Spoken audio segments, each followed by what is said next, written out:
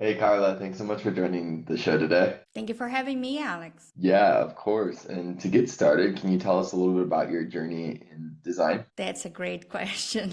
I have to say, 25 years, it's really hard to summarize, but I can say moving from graphic design to web design, learning front end development, learning several programming languages, and realizing that everything actually I wanted was to deliver the final product to small customers, like to small business, moms and pop shops, because if not, they were not really hiring a designer and a developer. So I started to acquiring of those skills like development skills, design skills, graphic design skills, where I was able to start with their brand, then doing their website, deliver the whole thing, and even go to their store, create the facade, the little bag, the customers you take it, then create the e-commerce store. And from there, really working with a lot of CMSs that were like a WordPress, Plon, Joomla, Drupal, and so on. And there realizing that everything I was doing was really based on research, doing testing, and then UX started to get like a little of movement. It was not called that yet, but UI was always there, always present in all the steps and Yeah. merging of this into, into being an employee working full time and getting customers on the side and realizing, oh, okay, I achieved that moment where I actually can leave the corporate job and open my own company in 2006 and start traveling. Wow. So this is after you worked for the Brazilian government? Is that after that you said, I'm starting my own company? Exactly. So I worked for small business too, like web design agencies, publicity agencies, press itself, like doing newspapers, magazines. And when I achieved to get to the Brazilian government, it was like the top job I could have. It was amazing opportunity to work with something that millions of people would deal Yeah. with daily, but also the realization that I already had so much going on this side that I could just leave that. Yeah, that's awesome. And tell me about digital nomad. I think you were a digital nomad before it was cool, and how that helps grow your perspective and what you learn from that. Yeah, 7 years kind of on the road, living in terms of 3 months. I left Brazil to the closest place there, that was Argentina for a while, really enjoyed it, and came to Switzerland, even though I did some European trips before. But when I arrived here, I had a customer that I was working with for 5 years. And then I realized, oh my God, that's the first place I actually got into. I don't really have the feeling that I should go back. So there were all these things going on. Of course, I could also not stay. I was simply a tourist. So I realized, okay, you know what? I'm going back to Brazil, selling everything I have and travel, because most of my contacts with customers at that time, either they were outside Brazil or we were already dealing with Skype and emails. The whole process was already digital. Yeah. Yeah, that's awesome. So tell us a little bit about where you went. Yeah, I went to Morocco, to Montenegro, to Turkey, to UK, Germany for a long time, France.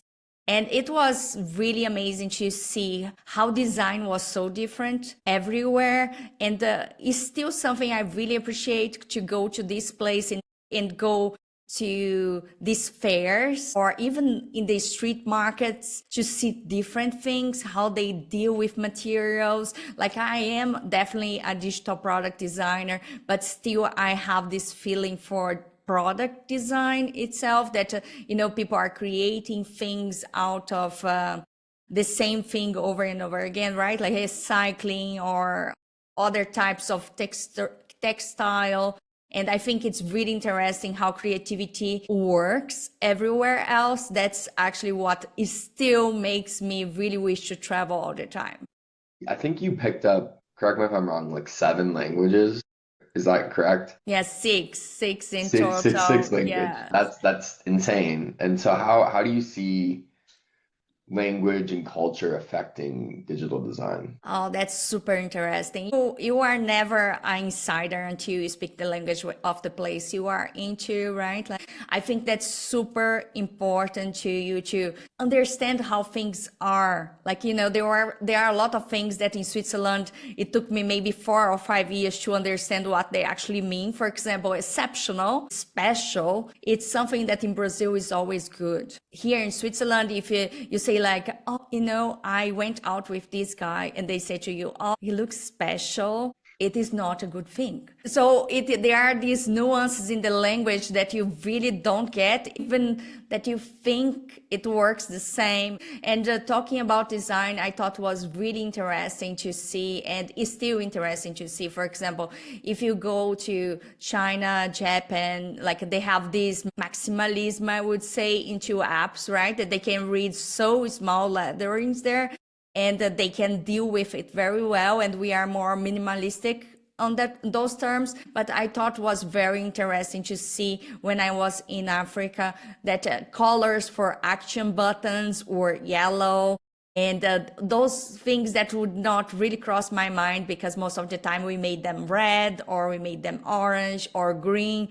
And then you see even nuances in colors happening. I think it's really interesting to navigate in other websites. We are mainly all the time taking like content from US, right? Like there is a always spread. Like I'm speaking English, it's not my first language, it's not my native language, and all we consume kind of makes us really having this pattern that we expect some things to happen. And but then when you are traveling and you have to deal with an app from Africa, or right now that I'm planning a trip to China, that I have to deal with this Chinese to get a train, I was totally like, how do I use this? So the patterns are so different, and I think that's really interesting when you are traveling to see, okay, things work a little bit different, or like of course there is always room to improve too. Yeah, I think it has big implications for,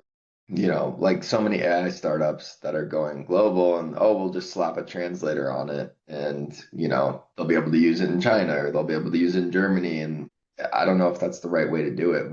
How do you advise teams to actually design for new regions and cultures if they're looking to expand? Oh, definitely. I worked for a company in Germany that's quite multicultural, and it was for a project that is ID verification. So it Sure. is so different process from Brazil, and the documents are different. Where the identification is different.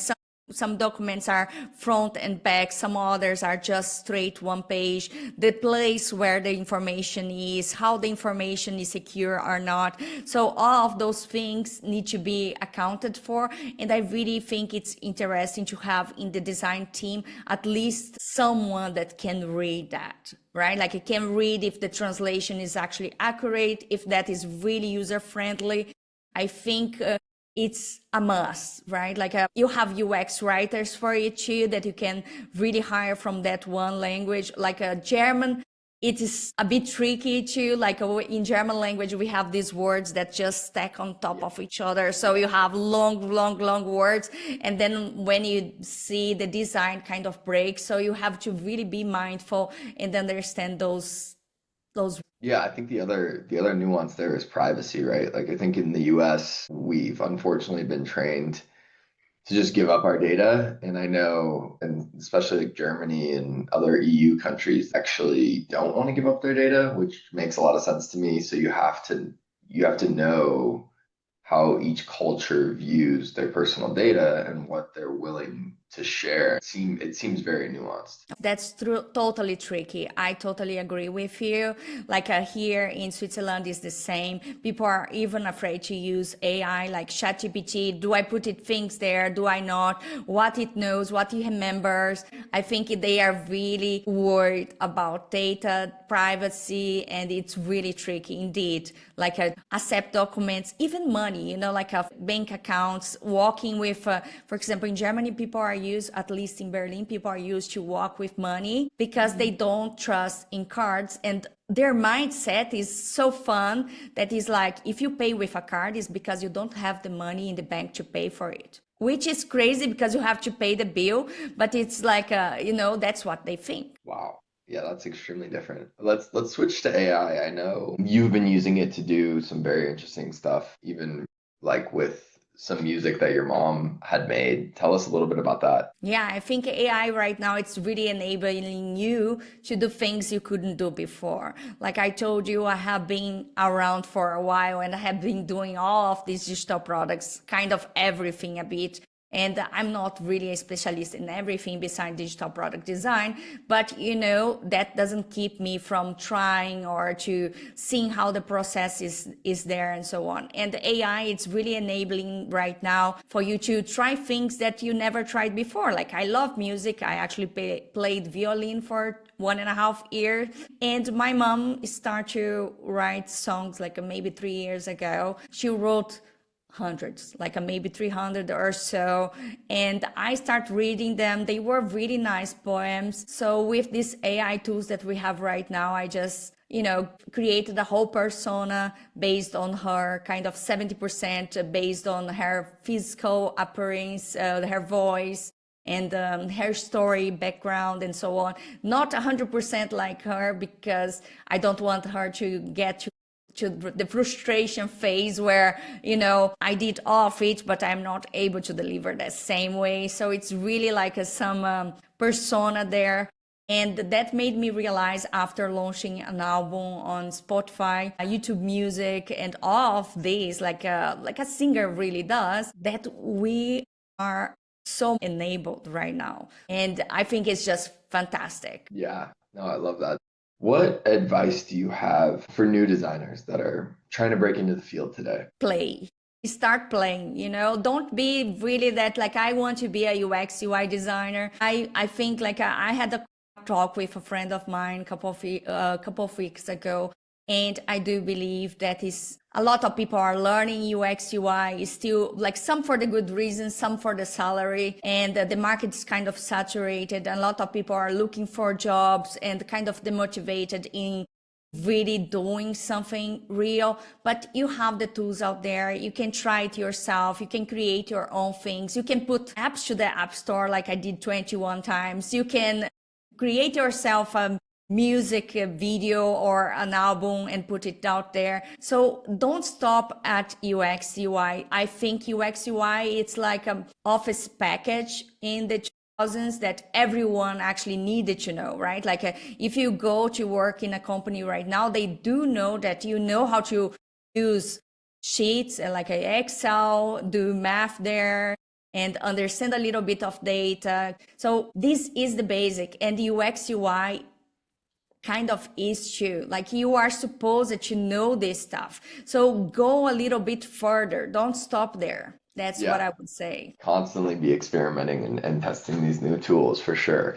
Karla, well, thank you so much for sharing these insights today. I really appreciate you coming on the show. It was amazing to be here. Thank you again, Alex.